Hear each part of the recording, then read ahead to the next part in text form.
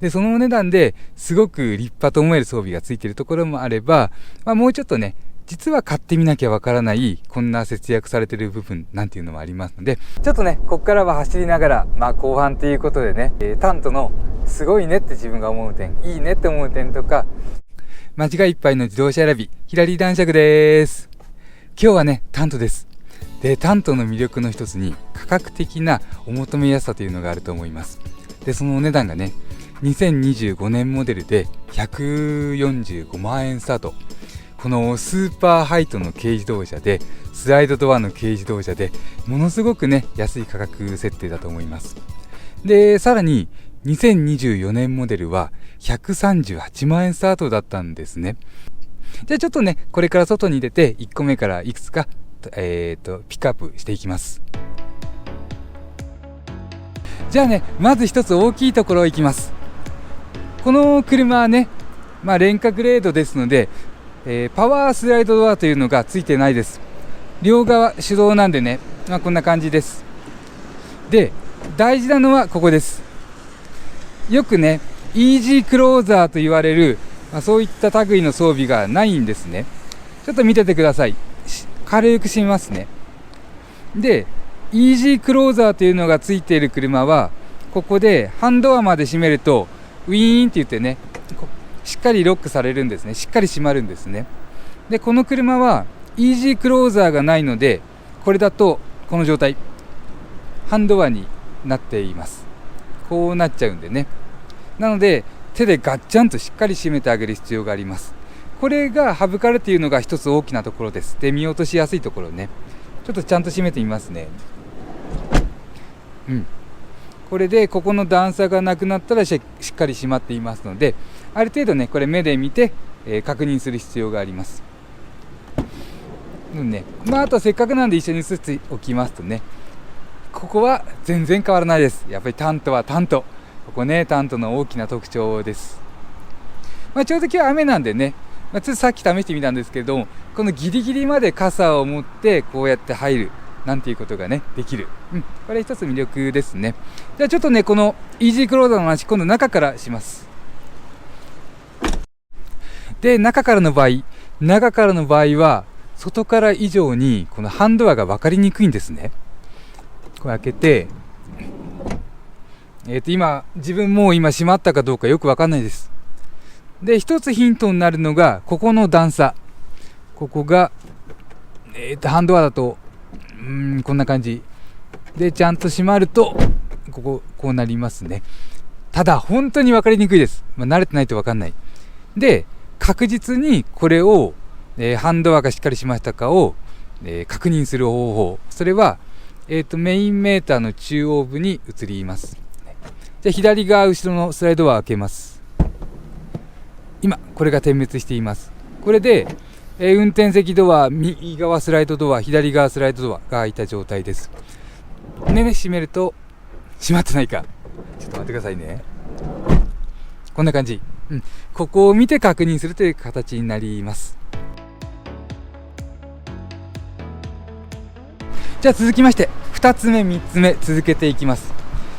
このグレードで省かれるのがまずねシートリフター。このねシートの上下がないです。ただね、頭上は余裕です。身長182センチの同僚が座ってもまだね、これぐらい余る感じなのでね、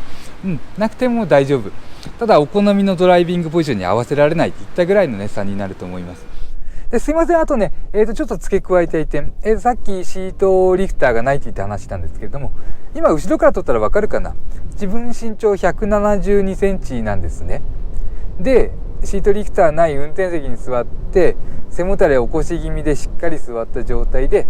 頭上こんなに開いています。自分じゃ分かんないぐらい。ちょっとカメラ見てください。こんなに開いていますのでね、よっぽど背丈がある方でも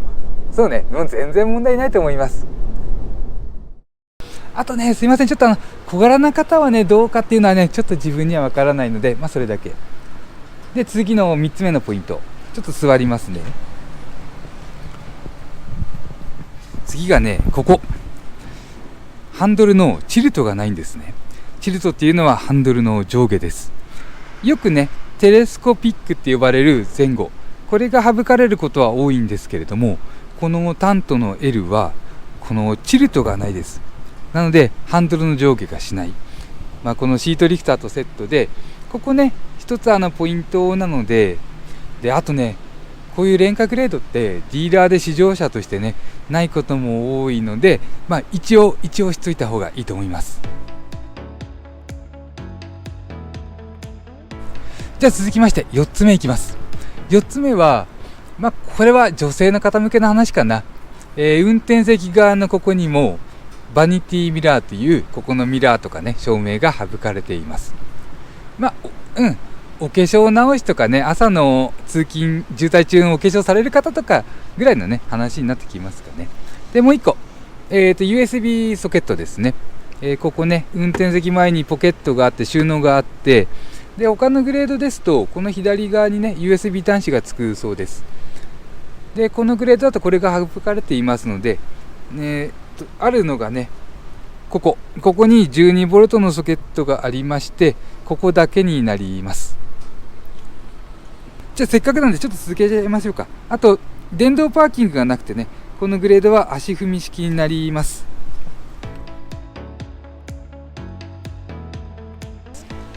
この車はスーパーハイとスライド系でありつつ、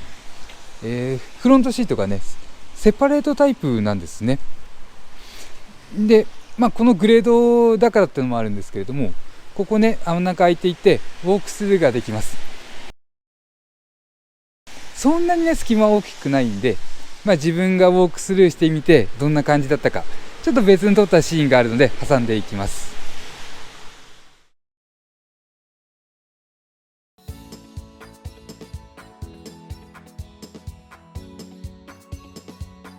で動画後半は価格に関係なくね、こういった部分はしっかりしてるよって、もう安心しておすすめできるよみたいなポイントもありますので、その辺を取り上げていきたいなと思います。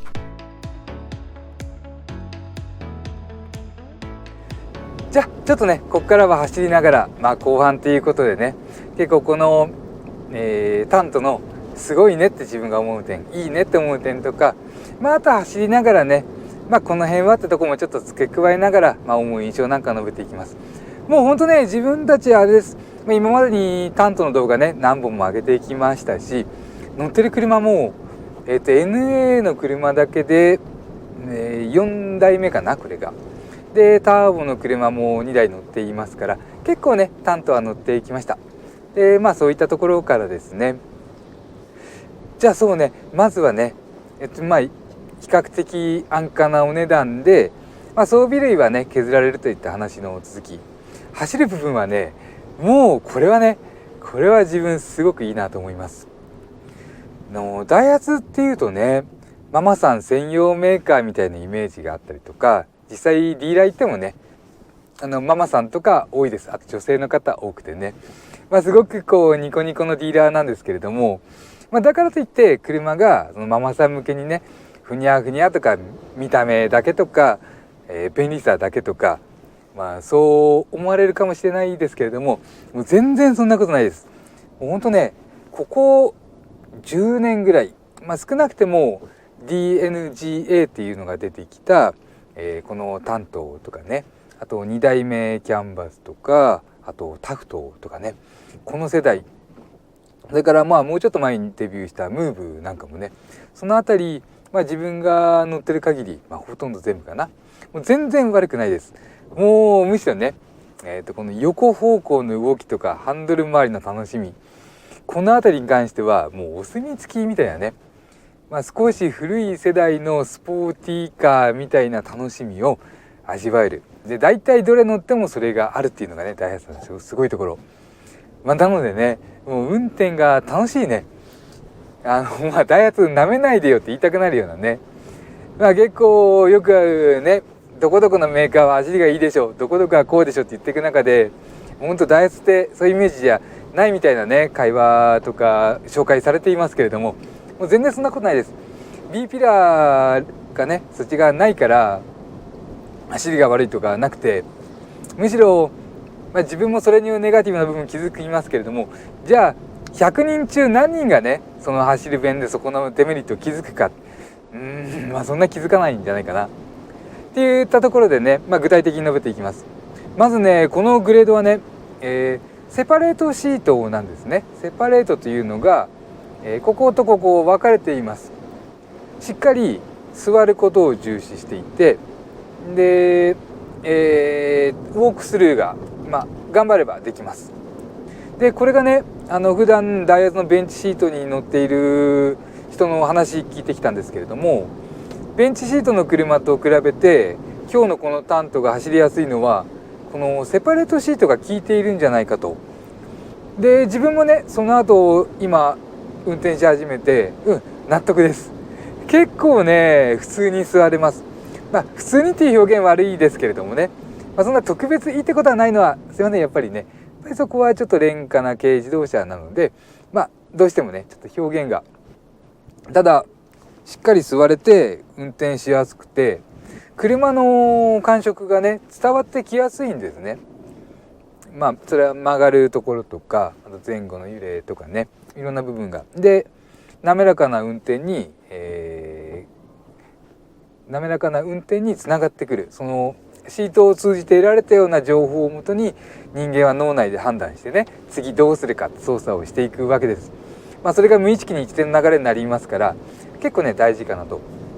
であとね、ダイハツが走る部分をね実は大事にしてくれてんじゃないかと思うポイントがねもう一つあります。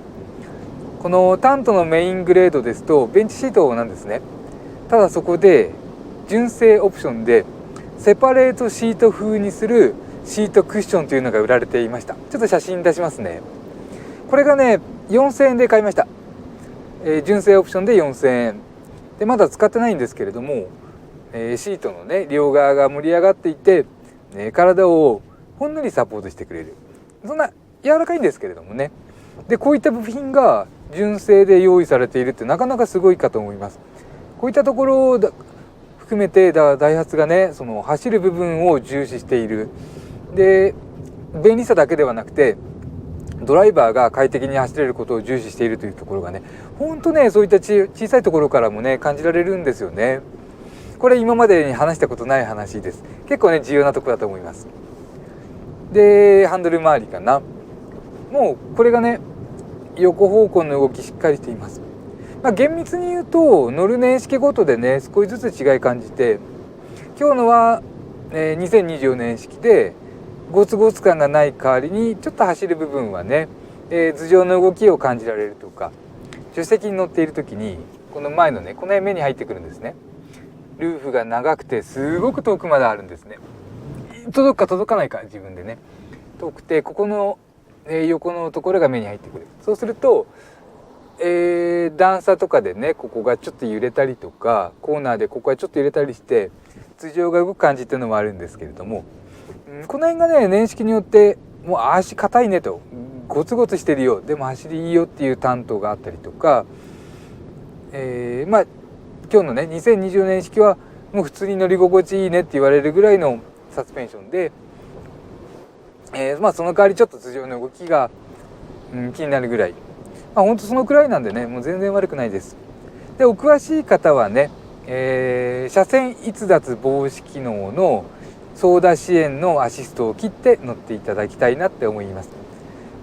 これがねダイハツのこのタイプは車線からはみ出そうとか、ちょっとね内側外側に寄って走るときに途中でね遅れてクッと聞き出すようなね傾向があります。少し古いタイプなんですね。で右下のスイッチパネルからそれをオフにすると、ここね今オフって出ています。これにするとね、少し車にお詳しい方でもすごく走りやすくなりますのでね、これが重要かな。でそのあたりねほんと問題ないという話で、あと装備面でいうとねちょっとさっき触れられなかったのがシートヒーターですね。